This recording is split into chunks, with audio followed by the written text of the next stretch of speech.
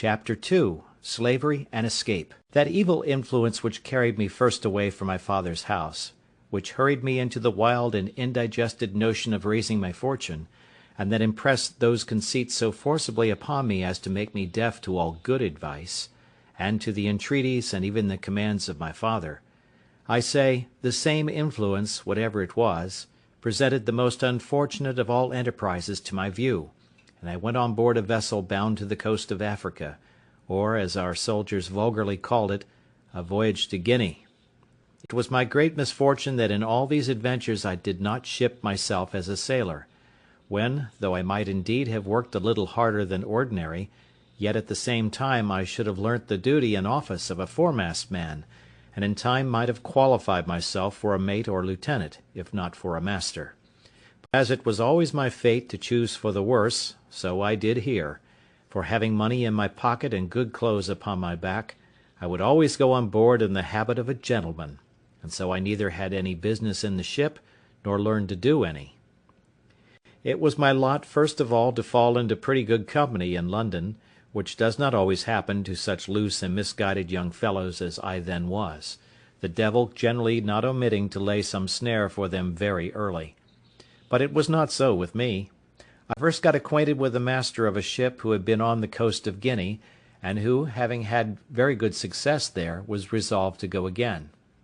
This captain taking a fancy to my conversation, which was not at all disagreeable at that time, hearing me say I had a mind to see the world, told me if I would go the voyage with him I should be at no expense. I should be his messmate and his companion, and if I could carry anything with me, I should have all the advantage of it that the trade would admit, and perhaps I might meet with some encouragement. I embraced the offer, and entering into a strict friendship with this captain, who was an honest, plain-dealing man, I went the voyage with him, and carried a small adventure with me, which, by the disinterested honesty of my friend the captain, I increased very considerably, for I carried about £40 in such toys and trifles as the captain directed me to buy. These £40 I had mustered together by the assistance of some of my relations whom I corresponded with, and who, I believe, got my father, or at least my mother, to contribute so much as that to my first adventure. This was the only voyage which I may say was successful in all my adventures, which I owe to the integrity and honesty of my friend the captain,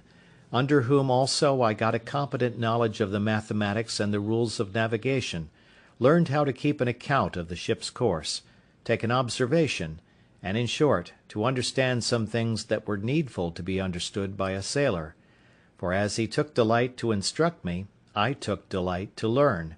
and, in a word, this voyage made me both a sailor and a merchant, for I brought home 5 pounds 9 ounces of gold dust for my adventure, which yielded me in London, at my return, almost £300, and this filled me with those aspiring thoughts which have since so completed my ruin. Yet even in this voyage I had my misfortunes too, particularly that I was continually sick, being thrown into a violent calenture by the excessive heat of the climate, our principal trading being upon the coast, from latitude of 15 degrees north even to the line itself. I was now set up for a Guinea trader, and my friend, to my great misfortune, dying soon after his arrival, I resolved to go the same voyage again, and I embarked in the same vessel with one who was his mate in the former voyage, had now got command of the ship. This was the unhappiest voyage that ever man made, for though I did not carry quite £100 of my new gained wealth, so that I had £200 left, which I lodged with my friend's widow, who was very just to me, yet I fell into terrible misfortunes. The first was this: our ship making her course towards the Canary Islands, or rather between those islands and the African shore, was surprised in the grey of the morning by a Turkish rover of Sallee, who gave chase to us with all the sail she could make. We crowded also as much canvas as our yards would spread, or our masts carry, to get clear, but finding the pirate gained upon us, and would certainly come up with us in a few hours, we prepared to fight, our ship having 12 guns, and the rogue 18. About 3 in the afternoon he came up with us, and bringing to, by mistake, just athwart our quarter, instead of athwart our stern, as he intended, we brought 8 of our guns to bear on that side, and poured in a broadside upon him, which made him sheer off again, after returning our fire, and pouring in also his small shot from near 200 men which he had on board. However, we had not a man touched, all our men keeping close. He prepared to attack us again, and we to defend ourselves. But laying us on board the next time upon our other quarter, he entered 60 men upon our decks, who immediately fell to cutting and hacking the sails and rigging. We plied them with small shot, half-pikes, powder chests, and such like, and cleared our deck of them twice. However, to cut short this melancholy part of our story, our ship being disabled, and 3 of our men killed, and 8 wounded, we were obliged to yield, and were carried all prisoners into Salé, a port belonging to the Moors. The usage I had there was not so dreadful as at first I apprehended, nor was I carried up the country to the Emperor's court, as the rest of our men were, but was kept by the captain of the rover as his proper prize, and made his slave, being young and nimble, and fit for his business. At this surprising change of my circumstances, from a merchant to a miserable slave, I was perfectly overwhelmed, and now I looked back upon my father's prophetic discourse to me, that I should be miserable and have none to relieve me, which I thought was now so effectually brought to pass that I could not be worse. For now the hand of heaven had overtaken me, and I was undone without redemption. But, alas, this was but a taste of the misery I was to go through, as will appear in the sequel of this story. As my new patron, or master, had taken me home to his house, so I was in hopes that he would take me with him when he went to sea again, believing that it would some time or other be his fate to be taken by a Spanish or Portugal man of war, and that then I should be set at liberty. This hope of mine was soon taken away, for when he went to sea, he left me on shore to look after his little garden, and do the common drudgery of slaves about his house; and when he came home again from his cruise, he ordered me to lie in the cabin to look after the ship. Here I meditated nothing but my escape, and what method I might take to effect it, but found no way that had the least probability in it, nothing presented to make the supposition of it rational, for I had nobody to communicate it to that would embark with me, no fellow-slave, no Englishman, Irishman, or Scotchman there but myself, so that for 2 years, though I often pleased myself with the imagination, yet I never had the least encouraging prospect of putting it in practice. After about 2 years, an odd circumstance presented itself, which put the old thought of making some attempt for my liberty again in my head. My patron lying at home longer than usual without fitting out his ship, which, as I heard, was for want of money, he used constantly, once or twice a week, sometimes oftener if the weather was fair, to take the ship's pinnace and go out into the road a fishing, and as he always took me and young Moresco with him to row the boat, we made him very merry, and I proved very dexterous in catching fish, insomuch that sometimes he would send me with a Moor, one of his kinsmen, and the youth, the Moresco, as they called him, to catch a dish of fish for him. It happened one time that going a-fishing in a calm morning, a fog rose so thick that, though we were not half a league from the shore, we lost sight of it, and rowing we knew not whither or which way, we laboured all day, and all the next night, and when the morning came we found we had pulled off to sea instead of pulling in for the shore, and that we were at least 2 leagues from the shore. However, we got well in again, though with a great deal of labour and some danger, for the wind began to blow pretty fresh in the morning, but we were all very hungry. But our patron, warned by this disaster, resolved to take more care of himself for the future, and having lying by him the longboat of our English ship that he had taken, he resolved he would not go a-fishing any more without a compass and some provision, so he ordered the carpenter of his ship, who was also an English slave, to build a little state-room or cabin in the middle of the longboat, like that of a barge, with a place to stand behind it to steer, and haul home the main-sheet, the room before for a hand or two to stand and work the sails. She sailed with what we call a shoulder-of-mutton sail, and the boom jibed over the top of the cabin, which lay very snug and low, and had in it room for him to lie, with a slave or two, and a table to eat on, with some small lockers to put in some bottles of such liquor as he thought fit to drink, and his bread, rice, and coffee. We went frequently out with this boat a-fishing, and as I was most dexterous to catch fish for him, he never went without me.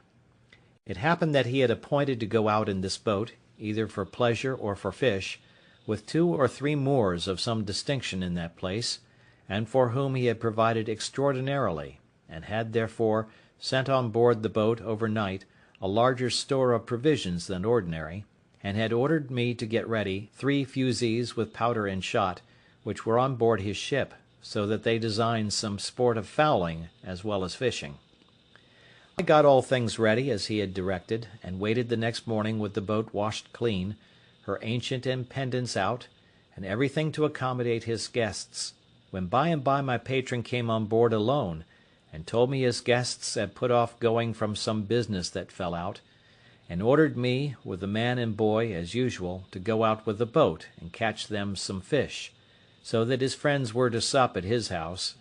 and commanded that as soon as I got some fish I should bring it home to his house, all of which I prepared to do. This moment my former notions of deliverance darted into my thoughts, for now I found I was likely to have a little ship at my command, and my master being gone, I prepared to furnish myself, not for fishing business, but for a voyage, though I knew not, neither did I so much as consider, whither I should steer. Anywhere to get out of that place was my desire. My first contrivance was to make a pretence to speak to this Moor, to get something for our subsistence on board, for I told him we must not presume to eat of our patron's bread.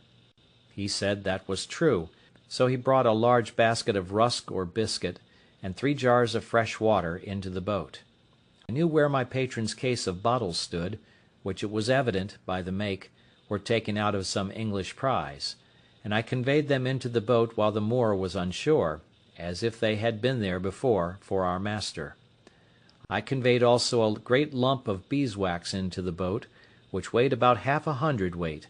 with a parcel of twine or thread, a hatchet, a saw, and a hammer, all of which were of great use to us afterwards, especially the wax, to make candles. Another trick I tried upon him, which he innocently came into also. His name was Ismail, which they call Muley or Moly, so I called to him,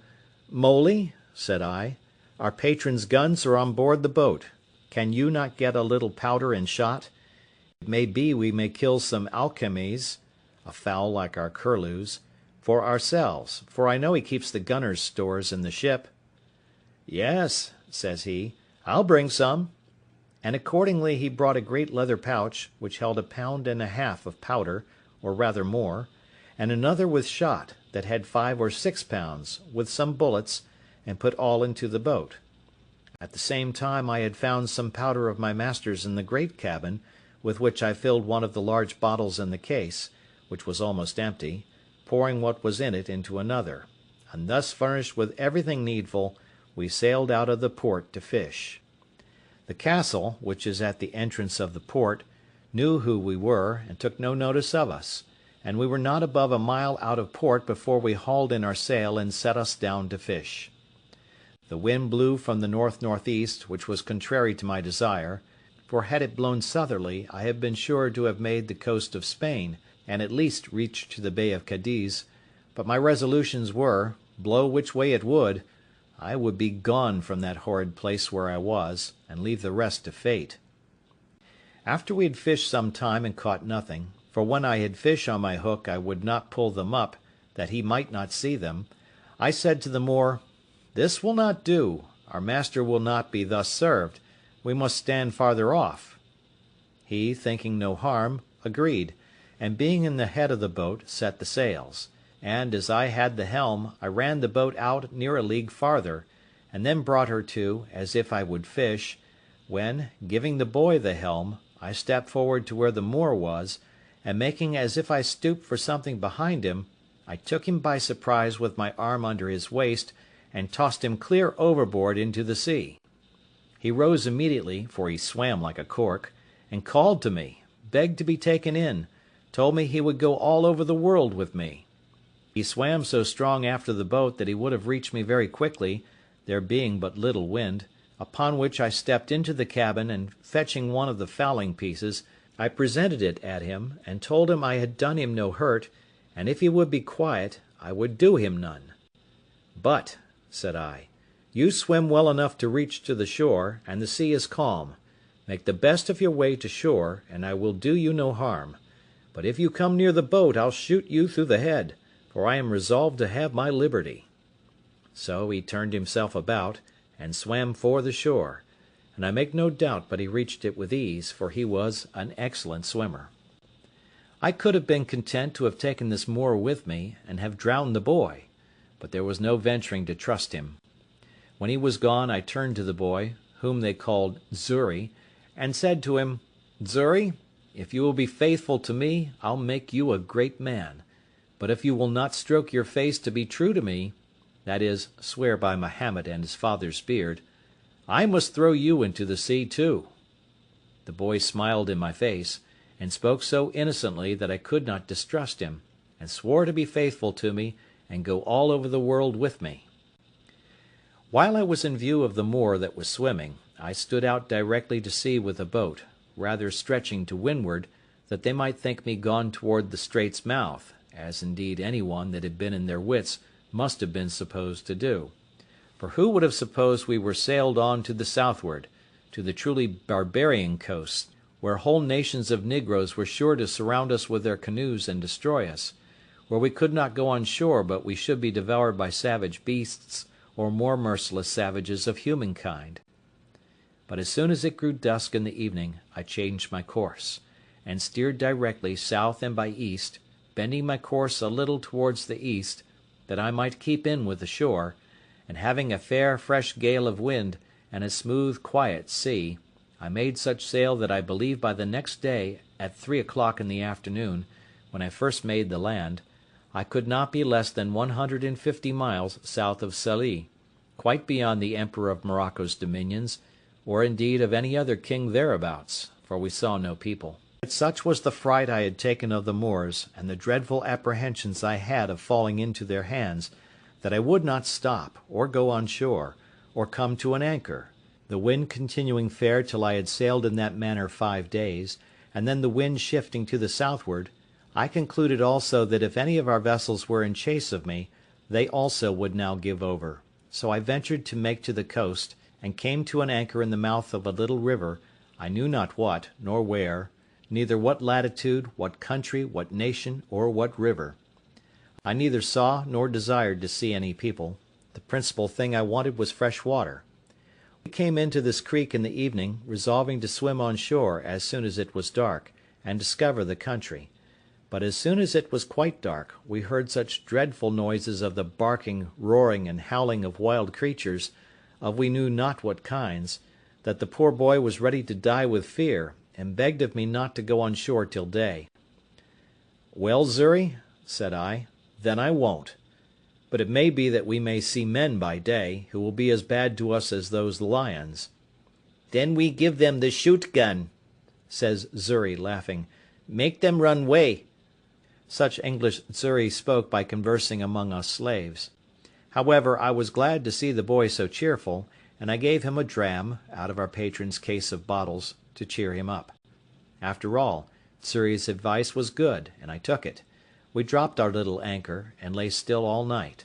I say still, for we slept none, for in 2 or 3 hours we saw vast great creatures, we knew not what to call them, of many sorts, come down to the seashore and run into the water, wallowing and washing themselves for the pleasure of cooling themselves, and they made such hideous howlings and yellings that I never indeed heard the like. Xury was dreadfully frighted, and indeed so was I too, but we were both more frighted when we heard one of these mighty creatures come swimming towards our boat. We could not see him, but we might hear him by his blowing to be a monstrous, huge, and furious beast. Xury said it was a lion, and it might be so for aught I know, but poor Xury cried to me to weigh the anchor and row away. No, says I, Xury, we can slip our cable, with the buoy to it, and go off to sea. They cannot follow us far. I had no sooner said so, but I perceived the creature, whatever it was, within 2 oars' length, which somewhat surprised me. However, I immediately stepped to the cabin door, and taking up my gun, fired at him, upon which he immediately turned about and swam towards the shore again. But it is impossible to describe the horrid noises and hideous cries and howlings that were raised, as well upon the edge of the shore as higher within the country, upon the noise or report of the gun, a thing I have some reason to believe those creatures had never heard before. This convinced me that there was no going on shore for us in the night on that coast, and how to venture on shore in the day was another question too. For to have fallen into the hands of any of the savages had been as bad as to have fallen into the hands of the lions and tigers. At least we were equally apprehensive of the danger of it. Be that as it would, we were obliged to go on shore somewhere or other for water, for we had not a pint left in the boat. When and where to get to it was the point. Xury said if I would let him go on shore with one of the jars, he would find if there was any water, and bring some to me. I asked him why he would go, why I should not go, and he stay in the boat. The boy answered with so much affection as made me love him ever after. Says he, "If wild men come, they eat me, you go way." "Well, Xury," said I, "we will both go, and if the wild mans come, we will kill them. They shall eat neither of us." So I gave Xury a piece of rusk bread to eat, and a dram out of our patron's case of bottles which I mentioned before, and we hauled the boat in as near the shore as we thought was proper, and so waded on shore, carrying nothing but our arms and 2 jars for water. I did not care to go out of sight of the boat, fearing the coming of canoes with savages down the river, but the boy seeing a low place about a mile up the country, rambled to it, and by I saw him come running towards me. I thought he was pursued by some savage, or frighted with some wild beast, and I ran forward towards him to help him, but when I came nearer to him I saw something hanging over his shoulders, which was a creature that he had shot, like a hare, but different in colour, and longer legs. However, we were very glad of it, and it was very good meat, but the great joy that poor Xury came with was to tell me he had found good water and seen no wild mans. But we found afterwards that we need not take such pains for water, for a little higher up the creek where we were we found the water fresh when the tide was out, which flowed but a little way up. So we filled our jars, and feasted on the hare he had killed, and prepared to go on our way, having seen no footsteps of any human creature in that part of the country. As I had been one voyage to this coast before, I knew very well that the islands of the Canaries, and the Cape de Verde islands also, lay not far off from the coast; but as I had no instruments to take an observation to know what latitude we were in, and not exactly knowing, or at least remembering, what latitude they were in, I knew not where to look for them, or when to stand off to sea towards them. Otherwise I might now easily have found some of these islands; but my hope was, that if I stood along this coast till I came to that part where the English traded, I should find some of their vessels upon their usual design of trade, that would relieve and take us in. By the best of my calculation, that place where I now was must be that country which, lying between the Emperor of Morocco's dominions and the Negroes, lies waste and uninhabited, except by wild beasts, the Negroes having abandoned it and gone farther south for fear of the Moors, and the Moors not thinking it worth inhabiting by reason of its barrenness,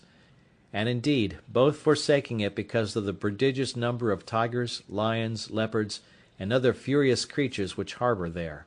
so that the Moors use it for their hunting only, where they go like an army, 2,000 or 3,000 men at a time; and indeed for near 100 miles together upon this coast we saw nothing but a waste, uninhabited country by day, and heard nothing but howlings and roaring of wild beasts by night. Once or twice in the daytime I thought I saw the Pico of Teneriffe, being the high top of the mountain Teneriffe in the Canaries, and had a great mind to venture out, in hopes of reaching thither; but having tried twice, I was forced in again by contrary winds, the sea also going too high for my little vessel; so I resolved to pursue my first design, and keep along the shore. Several times I was obliged to land for fresh water, after we had left this place; and once in particular, being early in morning, we came to an anchor under a little point of land, which was pretty high, and the tide beginning to flow, we lay still to go farther in. Xury, whose eyes were more about him than it seems mine were, calls softly to me, and tells me that we had best go farther off the shore. For, says he, look, yonder lies a dreadful monster on the side of that hillock fast asleep. I looked where he pointed, and saw a dreadful monster indeed, for it was a terrible great lion that lay on the side of the shore, under the shade of a piece of the hill that hung, as it were, a little over him. Xury, says I, you shall on shore and kill him. Xury looked frighted, and said, me kill, he eat me at one mouth. One mouthful, he meant. However, I said no more to the boy, but bade him lie still, and I took our biggest gun, which was almost musket-bore, and loaded it with a good charge of powder, and with 2 slugs, and laid it down. Then I loaded another gun with 2 bullets, and the third, for we had 3 pieces, I loaded with 5 smaller bullets. I took the best aim I could with the first piece to have shot him in the head,